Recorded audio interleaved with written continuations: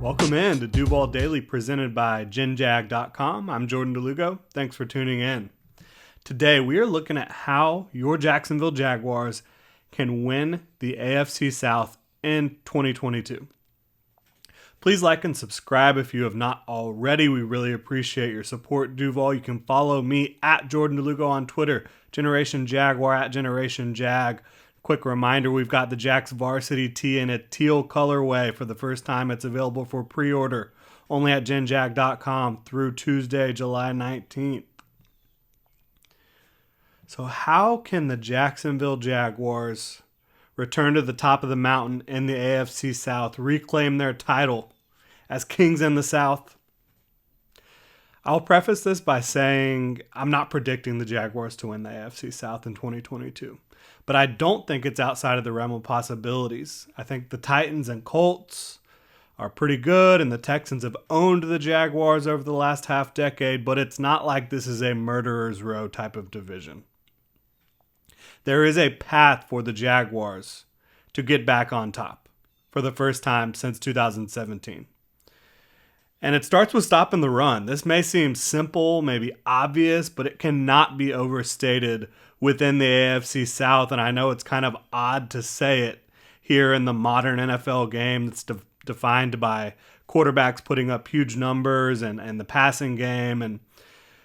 But you look at this division, you've got the Colts, Titans, and Texans. You've got King Henry up there in Tennessee, Jonathan Taylor, the NFL's leading rusher in Indy. And you know the Texans, with a young team, inexperienced team, they're going to want to run the ball with Marlon Mack and Dameon Pierce. They did not invest in that room to just have Davis Mills sit back there and chuck the ball around the yard all day. They do not have the skill set to do that on offense.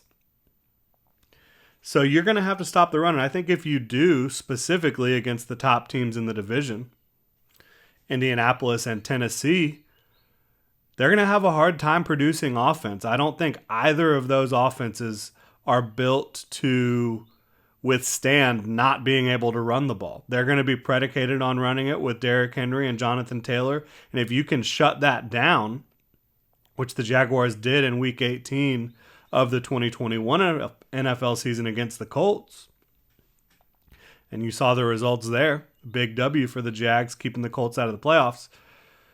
But if you can do that, I don't think they have the weapons. I don't think they have the quarterbacks that are just going to overcome not being able to run the ball on a consistent basis. You look at Tennessee, they lose A.J. Brown. Jonnu Smith is gone, obviously, now. They have some pieces, right? You like Robert Woods a lot. Treylon Burks is kind of a wild card. Austin Hooper is a pretty steady tight end producer. So you look at that offense, there are some pieces, no question, beyond what you have in Derrick Henry.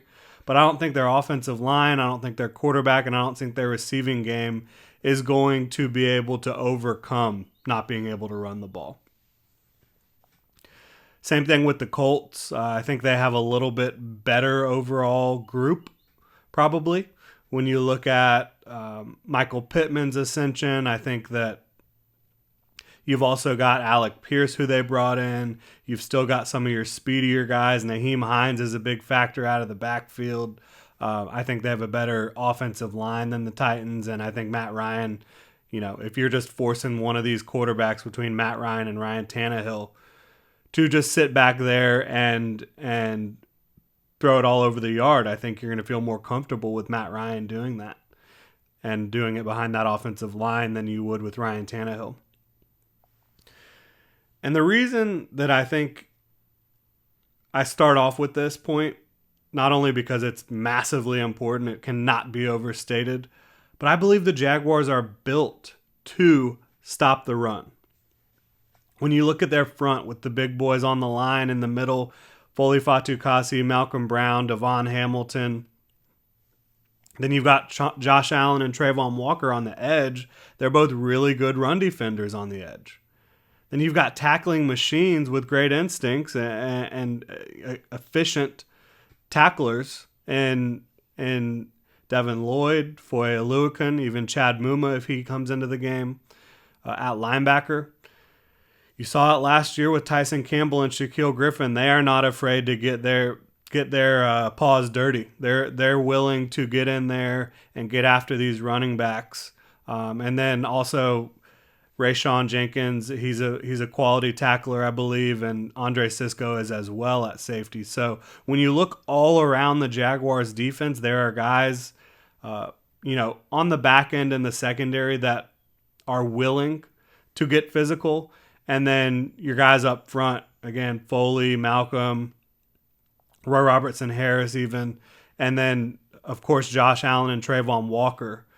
They're going to get dirty. They're going to embrace the physicality. They're going to embrace the contact. That's what they've done throughout their careers. And that's going to allow Foye, Devin, and Chad to fly to the football. Those are all great athletes who are good run defenders, very instinctual.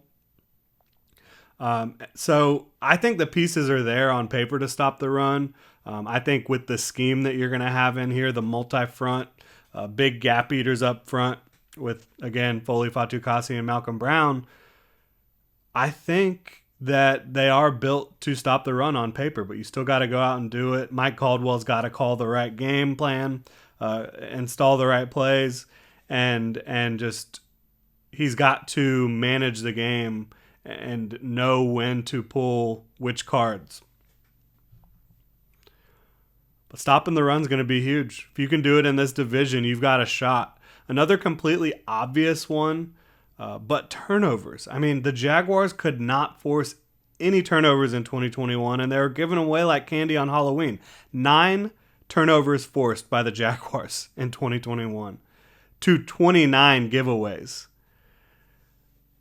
Their turnover differential was 20, minus 20 in 2021. How do you fix that? You can't fall apart early in games on either side of the ball. If you go down 10 points because your defense gives up a couple dumb plays, now Trevor Lawrence is pressing, and he's having to probably try to make some plays that he wouldn't normally try to make.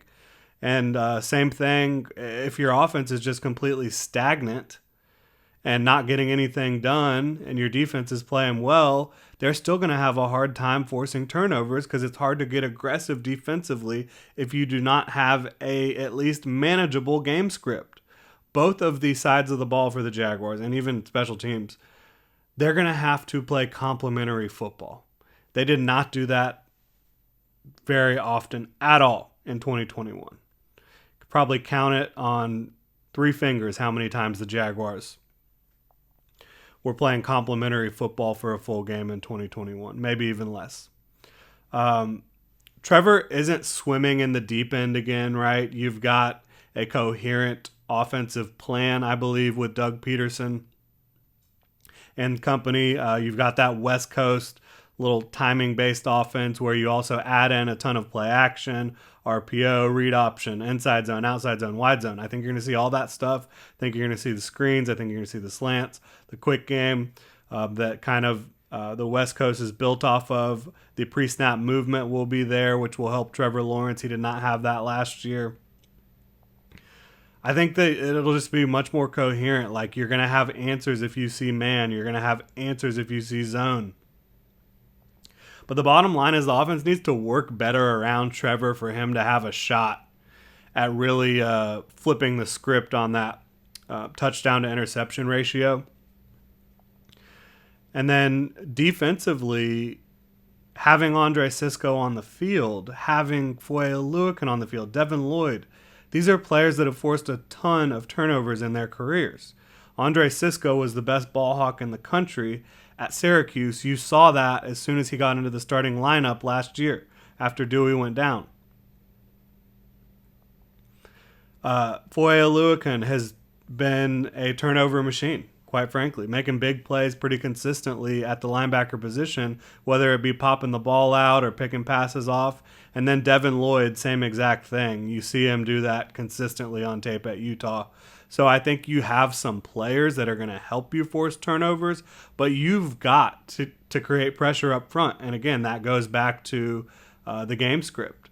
So it's all going to work together. This is like a giant sell that like all these different things are having to work together for your team to win. It's not just this one specific thing. Everything affects everything, and so I really do think the main factors here, though, for improving on your turnover differential is going to be game script. It's going to be, the offense functioning coherently, and then also just having players on defense who are more likely to be able to create turnovers, which I think you do in Andre Cisco, Foye Oluokun, and Devin Lloyd specifically.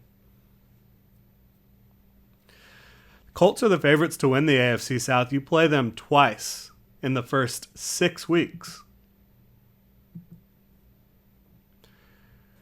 So that's going to be huge, obviously, for the beginning of the season. You play them in week 2 at home.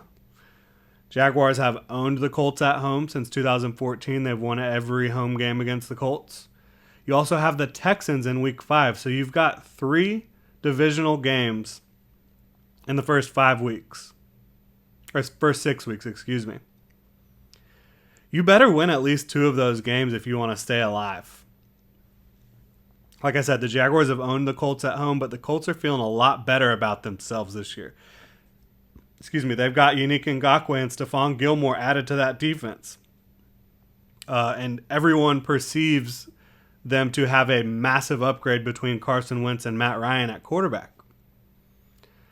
So you're going to have to bring it early. And Doug Peterson versus Frank Reich is going to be huge. Mentor versus protege. Frank Reich being Doug Peterson's former offensive coordinator in Philly. So you're going to have to win those games early, at least 2 of them, I think. And the Texans you haven't beaten since 2017. On paper, the Jaguars have more talent than the Texans right now, pretty clearly. But I don't think it's going to be a cakewalk. You're going to have to take care of that. You're going to have to get it done early and win 2 of those first 3 division games that you have in the first 6 weeks. And then you're going to get later on in the season here. And you're going to have the Texans in week 17 and the Titans twice in the final 5 weeks of the regular season. When you look at this division, the Colts have not been the major roadblock. It has been the Texans and the Titans for the Jaguars. So they're going to have to overcome their demons against the Texans and Titans late in the season to stay alive if they are in the hunt at that point. Then you look at just humility and collaboration within the building. I know no one wants to talk about last year, about the lack of respect and work from the top down. Urban Meyer had no idea what he was doing from a football standpoint in the NFL and certainly didn't treat his players and coaches with any level of respect. This group, led by Doug Peterson and Trevor Lawrence, they're going to have to stick together. No more distractions, no more BS. It's time for real NFL football. Ultimately, I do believe the Jaguars have a shot to win this division. It's not just the Jaguars playing the AFC West. The Titans, Texans, and Colts also have to play the AFC West. So I don't think that really gives the Jaguars an advantage or disadvantage. The AFC West is one of the most difficult divisions in football, and the AFC South has to take it on this year. But when you look at the games down the stretch, like I mentioned, Titans twice in the last 5 weeks and the Texans on the road in week 17, to me, I think that could define the season.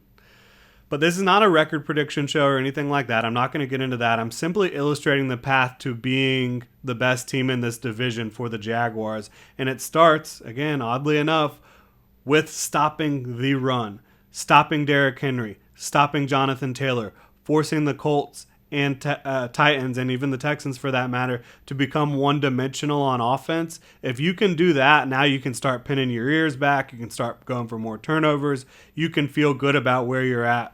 And then just better execution, which should be aided by a more talented roster and a more professional coaching staff. That's going to do it. Thanks for tuning in, Duval. Hit me up on Twitter at Jordan DeLugo. Follow Generation Jaguar at Generation Jag. Make sure to hit that like and subscribe button on YouTube and check genjag.com for all the latest Jaguars news, analysis, and Duval gear.